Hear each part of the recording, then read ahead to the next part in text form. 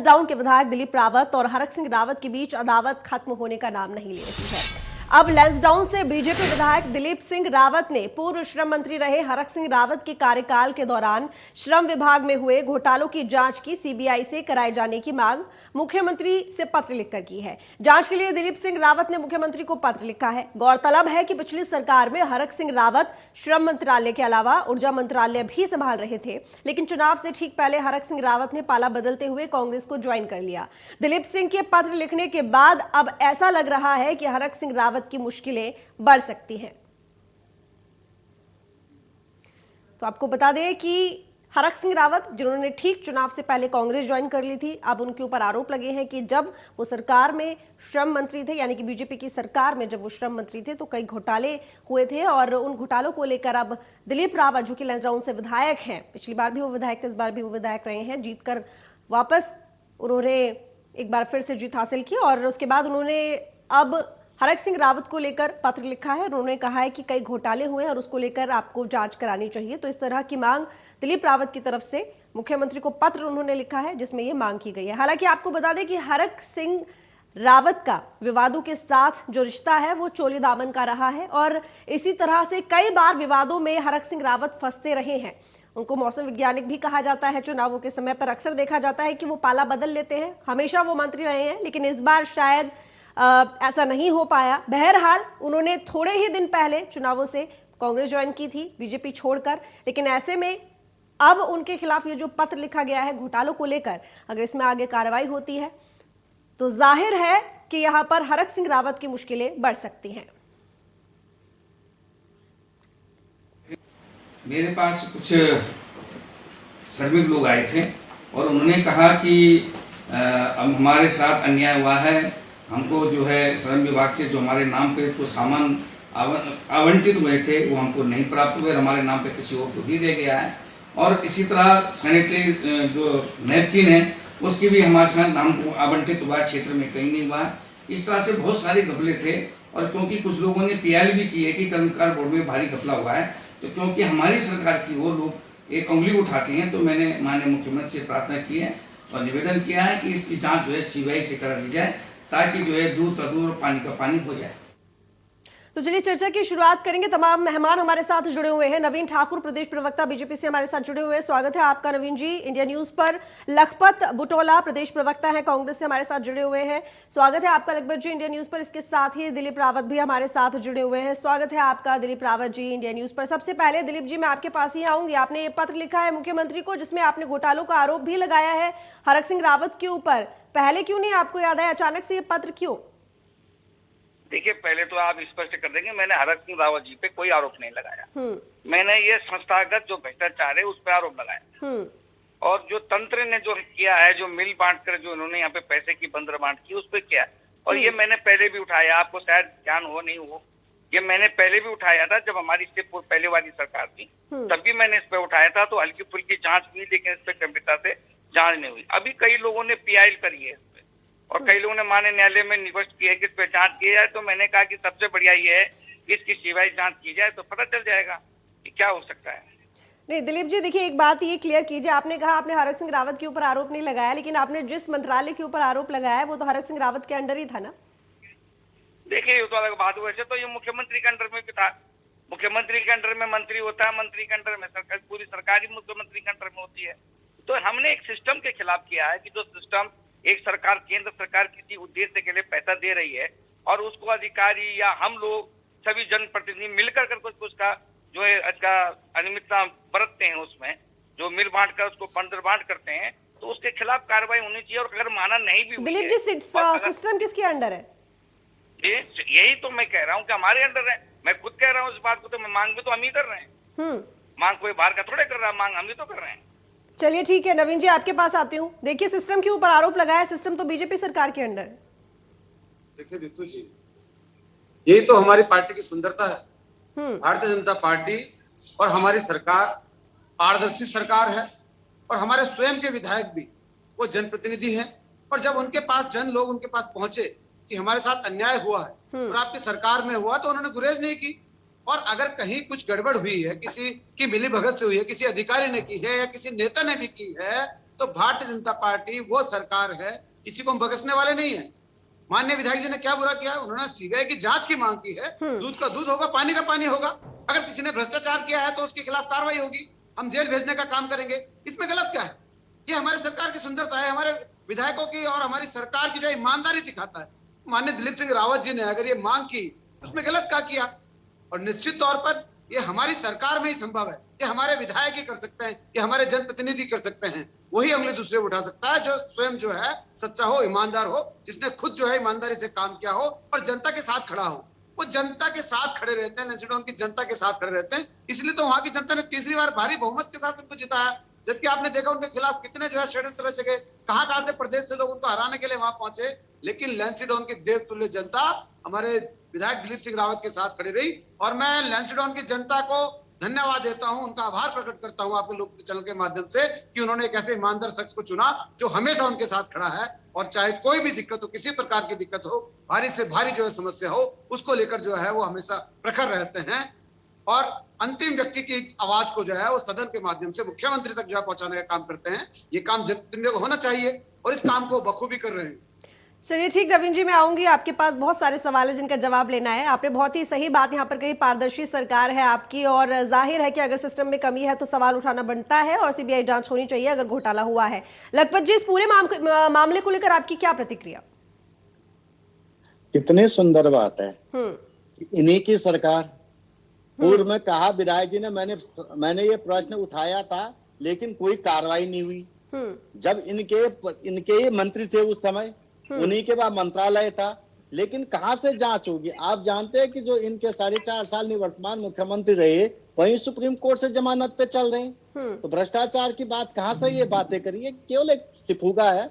मैं एक चीज कह सकता हूं, मैं विधायक जी से पूछना चाह रहा हूं, यदि वो जुड़े हैं, NH-74 का घोटाला जो है, आपने उनके अधिकारियों को तो प्रमोशन देने का काम कर दिया, जिसपे आप कह रहे थे हम जीरो टॉलरेंस की बात करेंगे। मुख्यमंत्री ने कहा था हम सीबीआई जांच करेंगे, नितिन गडकरी जी ने कहा खबरदार जो सीबीआई जांच की। ये इनकी सरकार है। जौल जी भी NH के अंदर इनके विधायक ने कितने सवाल उठाए, विधानसभा के अंदर धरना तक दिया, नियम 58 में उठाने का सवाल किया, लेकिन इन्होंने कोई जुड़ नहीं देंगी। आपने देखा होगा किस तरह से कुंभ में RT-PCR घोटाला हो गया, उस पर कोई जांच की बात नहीं की है, न उठी है। इतिहास का सबसे बड़ा, जब कोरोना में लोग अपने बच्चों को, अपने बुजुर्गों को खो रहे थे, तब भाजपा की सरकार इतने बड़े RT-PCR घोटाला, 1 लाख से ज्यादा फर्जी RT-PCR घोटाला हो गए, उस पर भी जांच करा दे प्रभु। मैं पूछना चाह रहा हूँ, आपने कर्मकांड की बात की, अच्छी बात की है, लेकिन 5 साल आपकी सरकार है, आप विधायक थे, तो आप सदन के अंदर, यदि आपकी सरकार सुन नहीं रही थी, आपने पहले ये मामला उठाया, तो आपने क्या किया उसके लिए? ये तो पूछा जाएगा ना। देखो, ये केवल भाजपा की सरकार ये है कि जिसको मिलता नहीं वो हल्ला करता है, मिल जाता तो फिर चुप रह जाते। भाजपा में मैं आपसे कह सकता हूँ, जनता का जनादेश है, हम निश्चित रूप से बहुत स्वागत करते हैं। हम महंत जी बहुत सज्जन व्यक्ति है। निश्चित रूप से भाजपा में बहुत कम लोग हैं जो महंत जी के समान अच्छे लोग हैं, लेकिन ये जरूर कह सकता हूँ महंत जी कि भाजपा में 80% तो कांग्रेसी गोत्र और भ्रष्टाचारी गोत्र के लोग आपने जोड़ रखे हैं। यदि आपने इसी सिस्टम के विरुद्ध लड़ना था, इसी सिस्टम के विरुद्ध आपने सवाल उठाना था, इसी सिस्टम के विरुद्ध यदि आप कहते हैं हमने लगभग 98-97 साल संघर्ष किया, तो फिर इन्हीं लोगों के 178 सांसद तो आपके केंद्र में कांग्रेसी गोत्र के हैं। आपके कैबिनेट में 50% से ज्यादा पिछली बार सरकार कांग्रेस गोत्र के थे। आज भी नंबर 2 पे जो आपके हैं वो कांग्रेसी गोत्र के, जो कह रहे हैं कि यहाँ के विधायक, यहाँ के विधायकों की, यहाँ के मंत्रियों की, यहाँ की मुख्यमंत्री की बात कोई अधिकारी सुनता नहीं, कोई सचिव सुनता नहीं, इनकी इश्तिहार लिखने का अधिकार दिया जाए। तो देख के मैं नवीन जी, जिन बातों को आप लेके उंगली उठा रहे हैं, मैं जरूर कह सकता हूँ नवीन जी कि आप भ्रष्टाचार के उस दलदल में धंसे हुए हैं।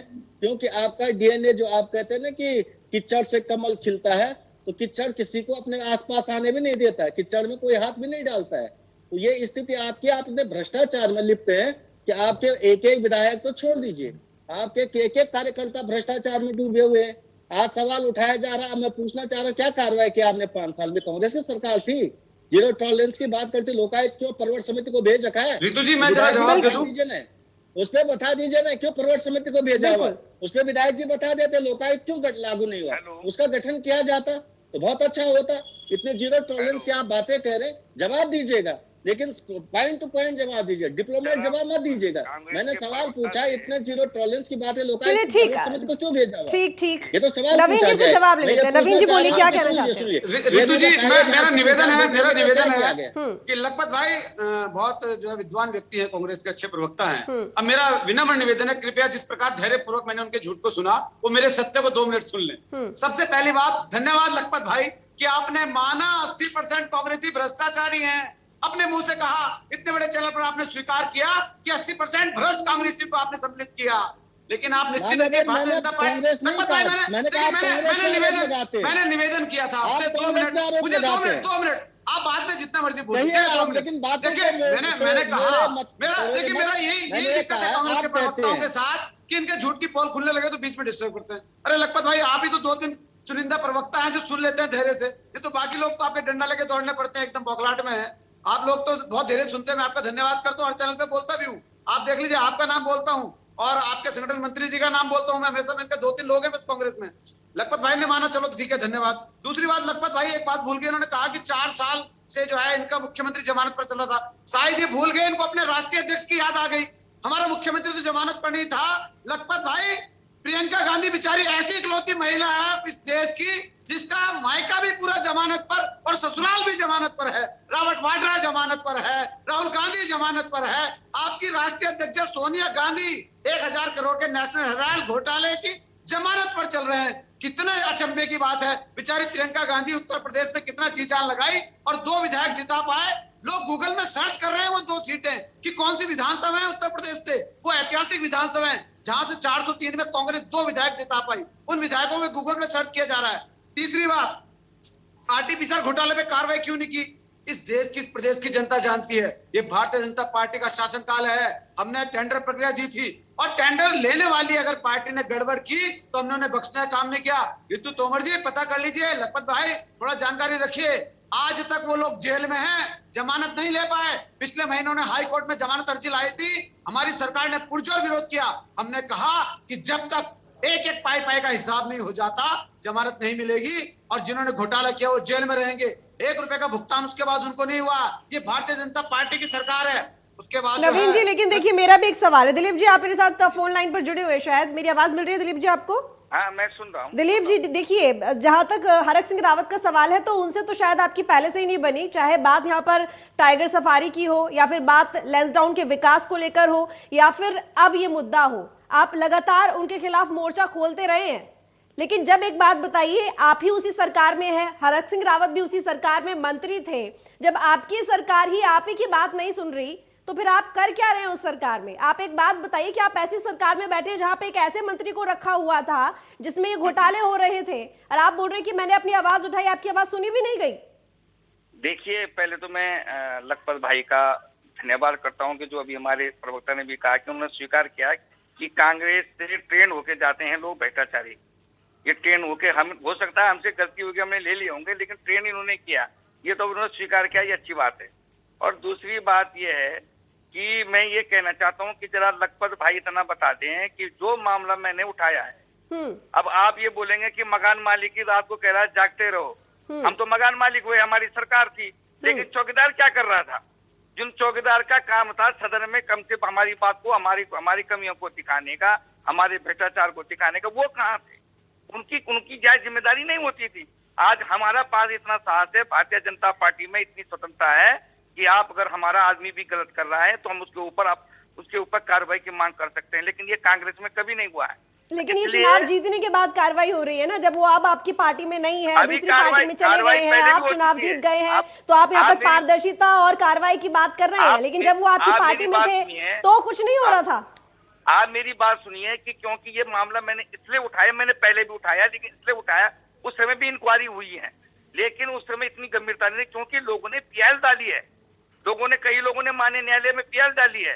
तो हमने कहा कि अगर सब प्रत्येक व्यक्ति अलग अलग पीएल डाल रहा है तो इसका एक ही उपाय है कि आप इसकी सीबीआई जांच कर दी जाए ना, उसमें हमारा हस्तक्षेप, जो भी का दूध और पानी का पानी हो जाएगा। ये केवल भारतीय जनता पार्टी में ही हो सकती है कि कोई अपनी सरकार को भी कटघरे में खड़ा कर सकता है।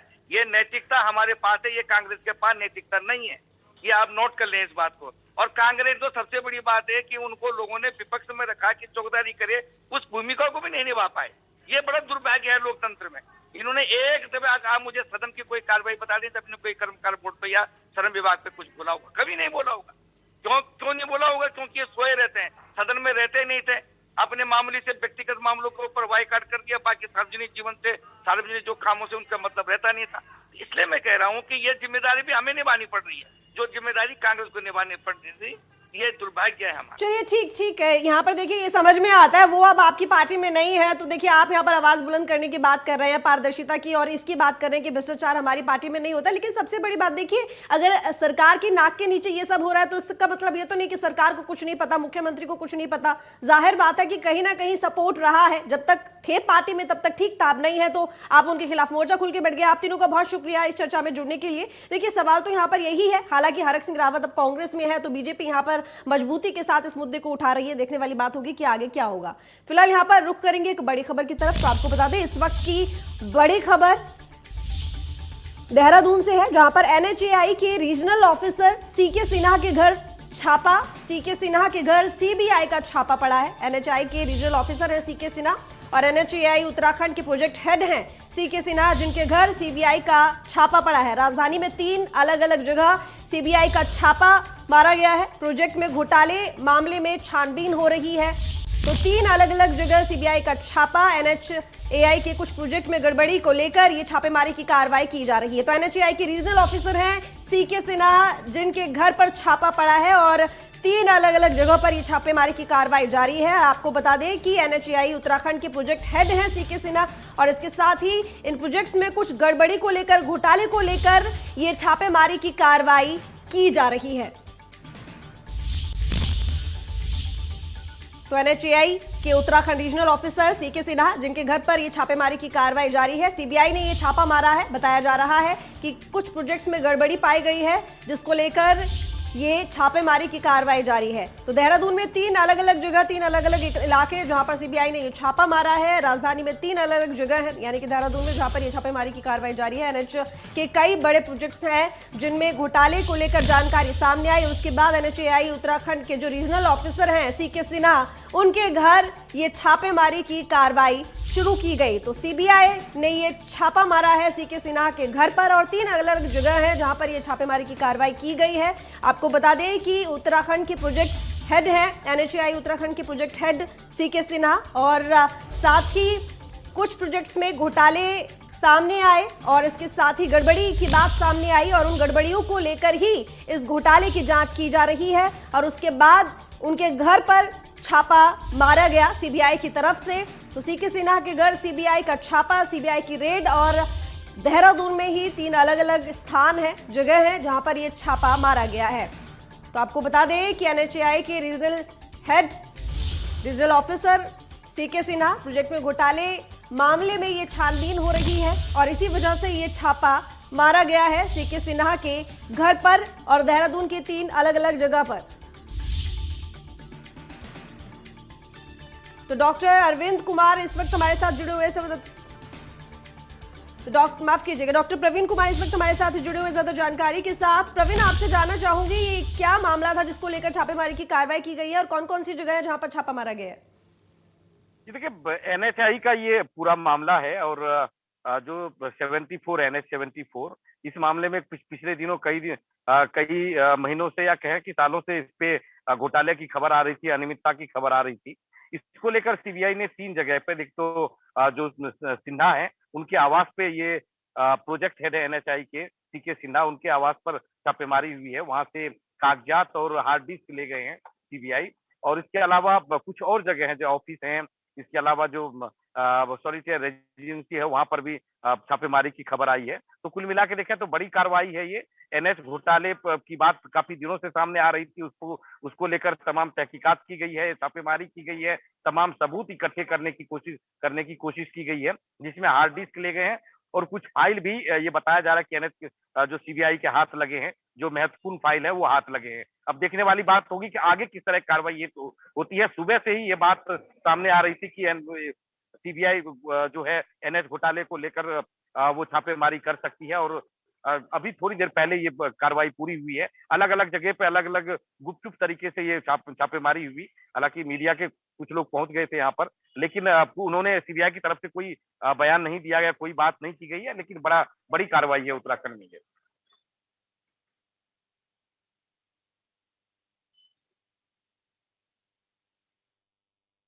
की गई है। तो फिलहाल इस चर्चा में इतना ही। देखते रहिए इंडिया न्यूज।